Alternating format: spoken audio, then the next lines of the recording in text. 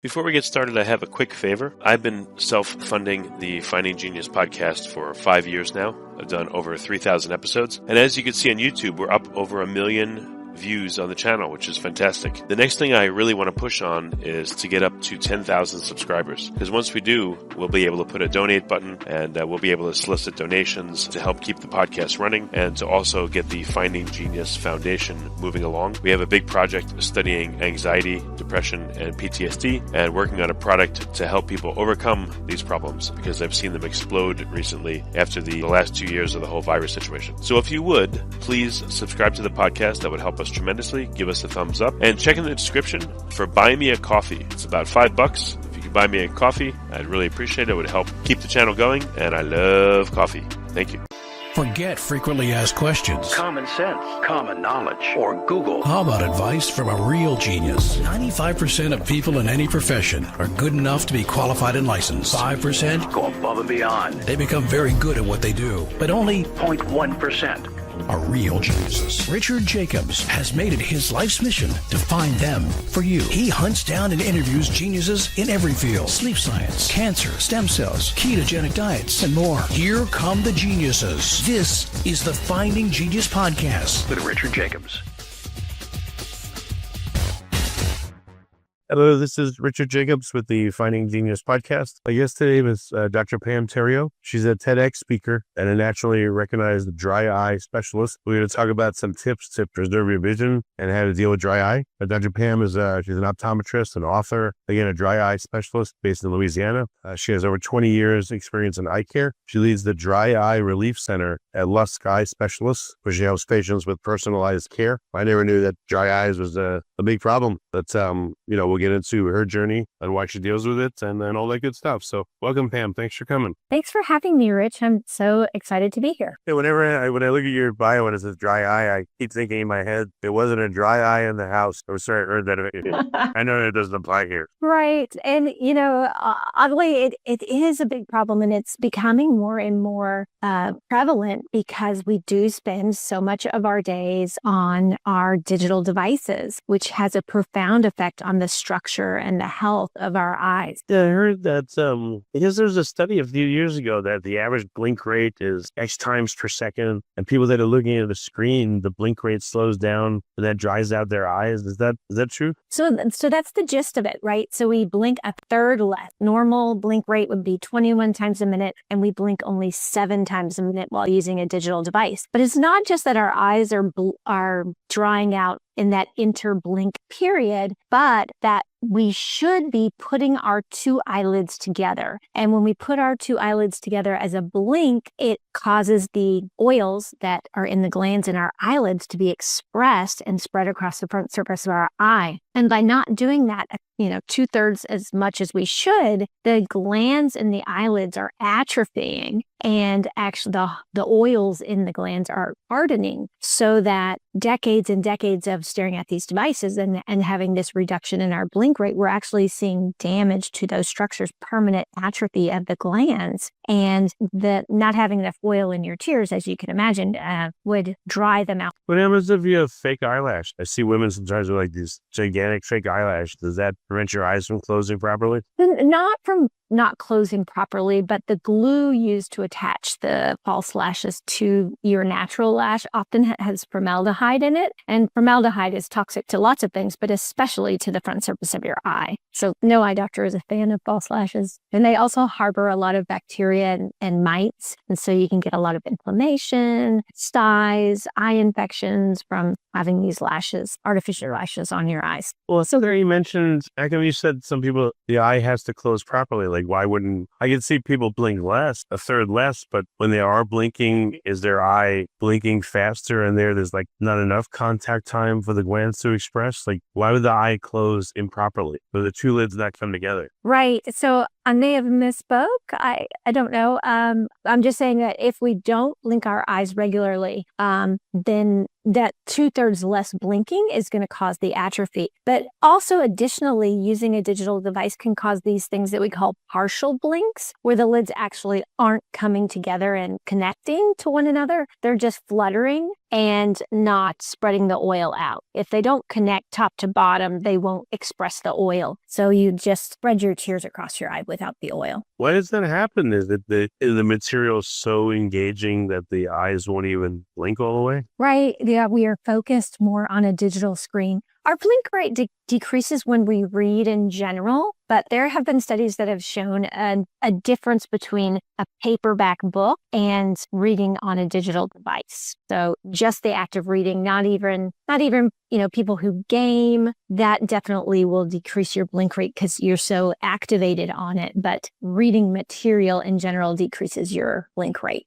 Interesting. Okay. I believe you said dry eye incidences are increasing. Right. So it used to be just that women in the postmenopausal period were our typical dry eye patients because of those changes that happen with our hormones. Women were more prone to have this problem with aging. But now the people that are today 30 years old are the first generation born kind of with a cell phone in their hand. And if you look at these, again, looking at those oil glands on the inside of the eyelids, we can image them and we can see the damage of these 30-year-old oil glands because they have spent their entire lives on a digital device. Whereas folks like you and me didn't get digital devices until we were already adults. It's weird. My dad got a cell phone when he was 55, his first one. It wasn't even like the iPhone or anything. I got mine when I was 25. And then my kids got, bailed out on my oldest till she was like 12 or something. And now kids are like born with a cell phone, Right, exactly. They just live their entire lives on a screen.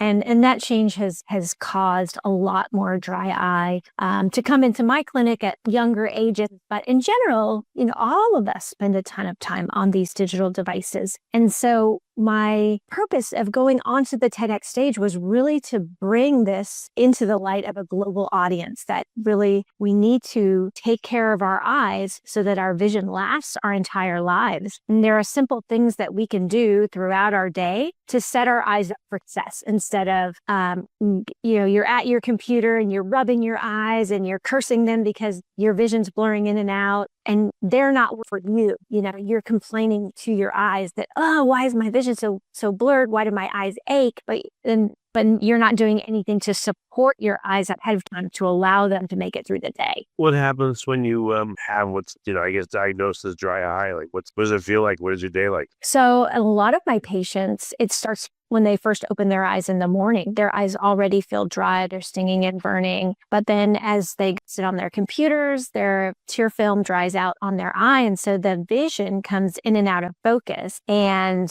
then maybe they rub their eyes to try and get it back into focus, or they stop, they put in an artificial tear. It's having a significant effect on our workforce in that distraction of, having to stop what they're doing, put in the artificial tears, go back to what they're doing, the frustration, the time that it takes, and then people, eventually needing to take time off of work to see a doctor to find out, what the cause is and what they can do to fix it. Are there bacteria that eat like the oils or eat the stuff that the eye traps? Maybe they'd be like an eye drop probiotic that can help people with this, Right. Well, there are some ways to get rid of overgrowth of mites and bacteria that just naturally live on our lids and lashes. There are ways to get rid of that. Generally, that's not the root problem in, just somebody who's sitting at their computer and struggling through the day. But the problem is that decreased blink rate. There are ways, like I was saying, that you could prepare your body, support your eyes so that your vision can make it through the workday. Oh, so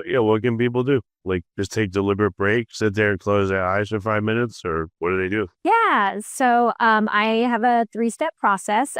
It's called prepare, perform, and preserve. So in the prepare stage, you would, set your workplace up for success and make sure that the screen was in a downward gaze. It was arm's length away from you. You had your font size set up properly. And maybe you've seen your eye doctor in the past year and gotten your prescription, precisely either made for your eyes in general or a specific pair set up for your computer viewing. And then in the performs part of the equation, that's where you're actually on your computer, making it through the day, trying to, getting your work done. That's where you would take some small break to blink your eyes, rest them, maybe set up a humidifier at your workstation so that you had moisture in the air surrounding you, giving you that little extra boost. And then the final section is the preserve stage, where there are 4 simple steps that people can take every day to really take care of their eyes, just like we brush our teeth, floss, mouthwash. There's 4 simple things that you can do to your eyes to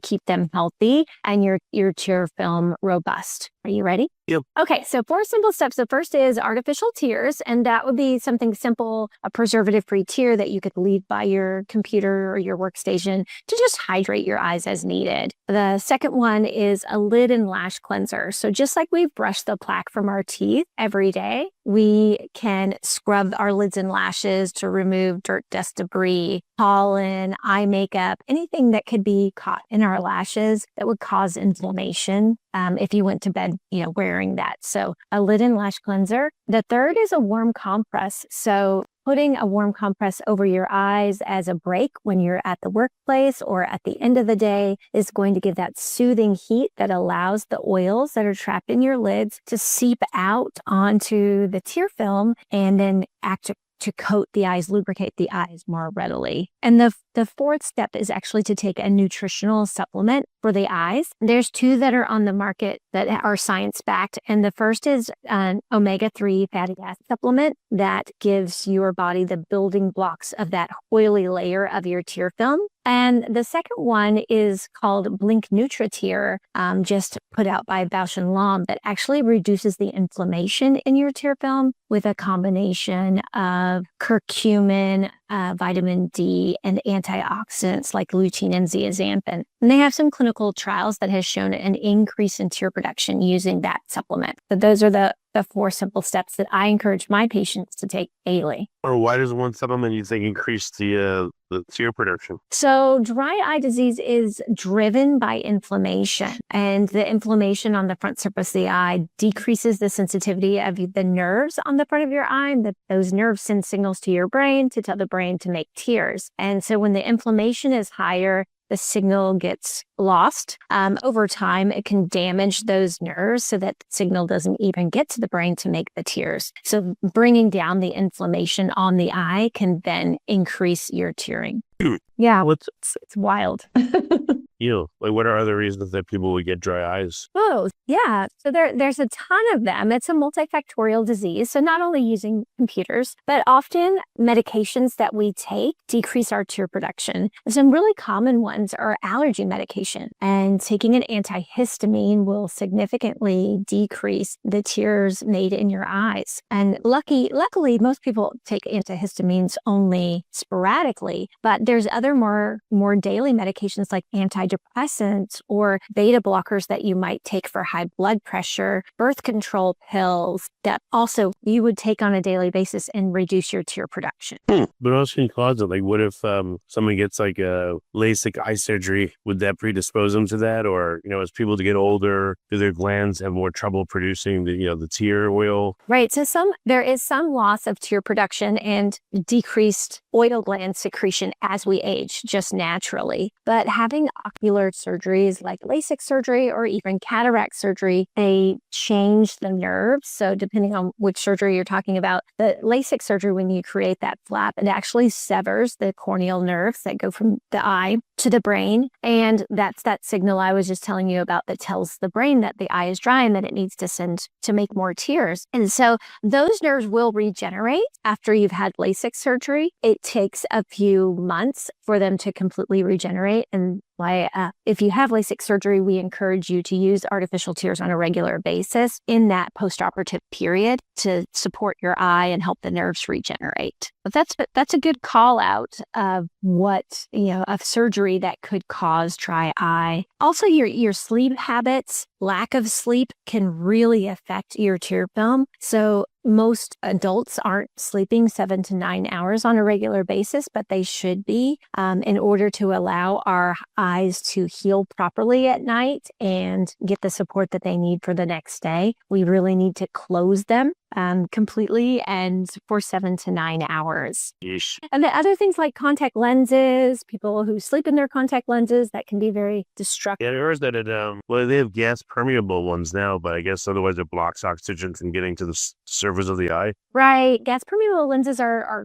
otherwise known as hard contact lenses, but soft contact lenses are the ones people generally sleep in. And they do have oxygen permeability, but once you close the eye and then you're wearing a contact lens, that oxygen permeability is significantly reduced. You're trapping things on your eye that may have gotten attached to your contact lens during the day, and then you're sleeping with those things up against your eye all night. It leads to risk of infection, irritation, inflammation in the eyes. So proper use of contact lenses is a huge benefit, using them, cleaning them properly to, keeping your eyes healthy for a lifetime. Very good. What's the best way for people they can listen to your TEDx talk, but what else can they do to make sure they have good habits to take their eyes and their eyesight? Right. So I recommend that everyone get an annual eye exam, see your eye care professional every single year to make sure not only that you're seeing well, but that the health of your eye is preserved. And I also put together a handout for anyone who's listening to your podcast so that they could download the tips that I gave for the TED Talk and preserve their vision in our digital world. And that's available at my website, which is Pam Theriot, which is spelled PamTheriot.com/TEDx. Okay, very good. Well, Pam, thanks so much for coming on the podcast. I appreciate it. No problem, Rich. Thanks for having me. If you like this podcast, please click the link in the description to subscribe and review us on iTunes. You've been listening to the Finding Genius podcast with Richard Jacobs. If you like what you hear, be sure to review and subscribe to the Finding Genius podcast on iTunes or wherever you listen to podcasts. And want to be smarter than everybody else? Become a premium member at findinggeniuspodcast.com. This podcast is for information only. No advice of any kind is being given. Any action you take or don't take as a result of listening is your sole responsibility. Consult professionals when advice is needed.